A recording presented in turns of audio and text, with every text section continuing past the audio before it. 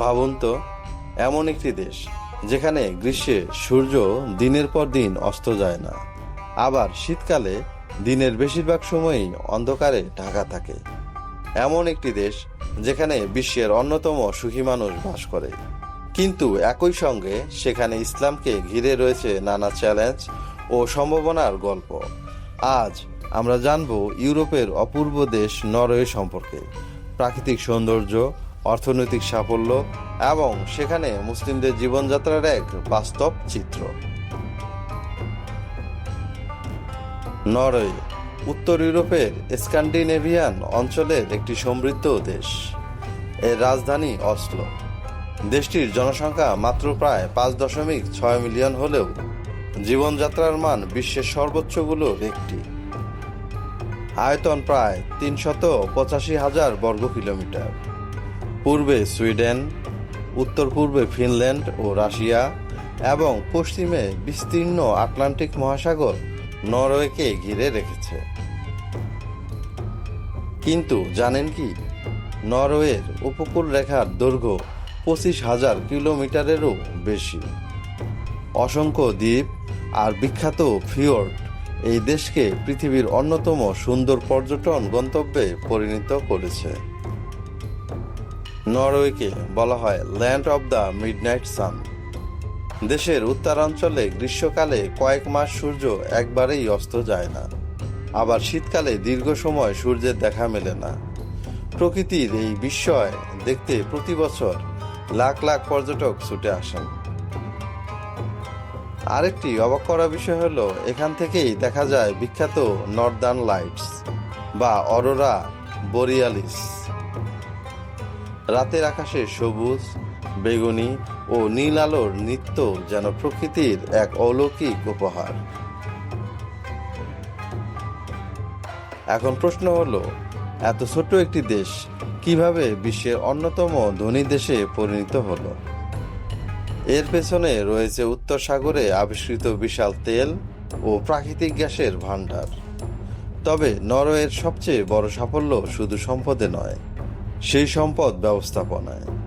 তারা তেলের আয় ভবিষ্যৎ প্রজন্মের জন্য সংরক্ষণ করতে বিশ্বের অন্যতম বৃহৎ সার্বভৌম সম্পদ তহবিল সভেরাইন ওয়েলথ ফান্ড গড়ে তুলেছে। ফলে শিক্ষা, স্বাস্থ্যসেবা, পরিবহন এবং সামাজিক নিরাপত্তা সব ক্ষেত্রেই নরওয়ে আজ বিশ্বের রোল মডেল। এবার চলুন ইতিহাসের পাতায়।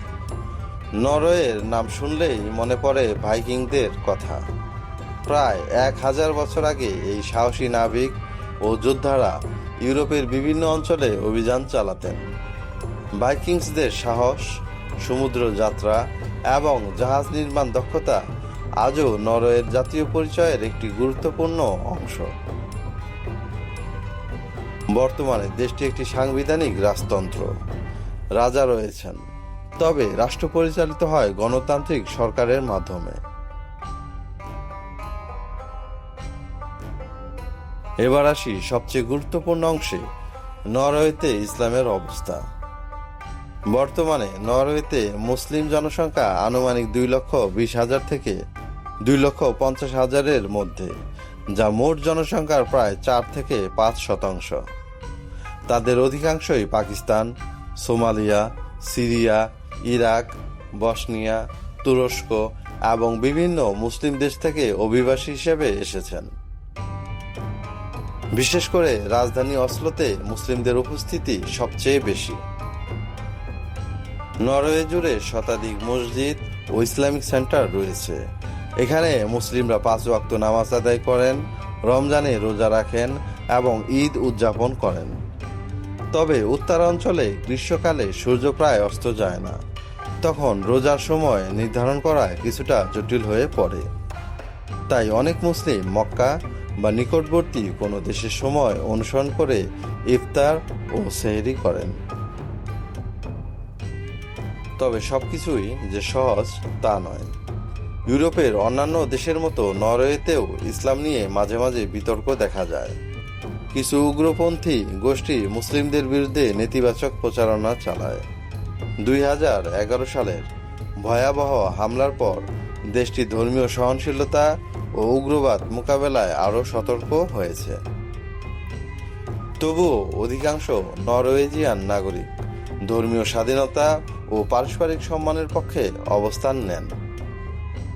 বর্তমানে মুসলিম তরুণরা শিক্ষা, ব্যবসা, চিকিৎসা, প্রকৌশল, তথ্য প্রযুক্তি এবং রাজনীতি সহ বিভিন্ন ক্ষেত্রে গুরুত্বপূর্ণ ভূমিকা রাখছেন। অনেক ইসলামিক সংগঠন আন্তঃধর্মীয় সংলাপ, মানবিক সহায়তা এবং সামাজিক সম্প্রীতি বৃদ্ধির জন্য নিয়মিত কাজ করছে। নরওয়ের সংবিধান প্রত্যেক নাগরিককে ধর্ম পালনের স্বাধীনতা দেয়, ফলে মুসলিমরাও আইনগতভাবে নিজেদের ধর্মীয় পরিচয় বজায় রাখতে পারেন। নরওয়ে শুধু পাহাড়, ফিয়র্ড কিংবা মধ্যরাতের সূর্যের দেশ নয়, এটি এমন একটি দেশ যেখানে আধুনিকতা, মানবিক মূল্যবোধ এবং বৈচিত্র্যময় সংস্কৃতি একসঙ্গে এগিয়ে চলছে। আর সেই বৈচিত্র্যের অংশ হিসেবেই মুসলিম সমাজ ধীরে ধীরে নিজেদের অবস্থান আরও শক্তিশালী করছে। তবে ভবিষ্যতে নরওয়েতে ইসলামের অবস্থান আরও কতটা বিস্তৃত হবে? নতুন প্রজন্ম কি ইসলামী পরিচয় ধরে রেখে নরওয়ের সমাজে আরও বড় ভূমিকা রাখতে পারবে? এই প্রশ্নগুলোর উত্তর সময়ই বলে দেবে। আপনার কি মনে হয়, নরওয়ের মতো উন্নত দেশে মুসলিমদের ভবিষ্যৎ কেমন হতে পারে? আপনার মতামত অবশ্যই কমেন্টে জানান। ভিডিওটি ভালো লাগলে একটি লাইক দিন, বন্ধুদের সঙ্গে শেয়ার করুন এবং বিশ্বের বিভিন্ন দেশে ইসলাম ও ইতিহাসের এমন আরও তথ্যবহুল গল্প জানতে আমাদের চ্যানেলটি সাবস্ক্রাইব করতে ভুলবেন না। দেখা হবে পরবর্তী ভিডিওতে। আসসালামু আলাইকুম।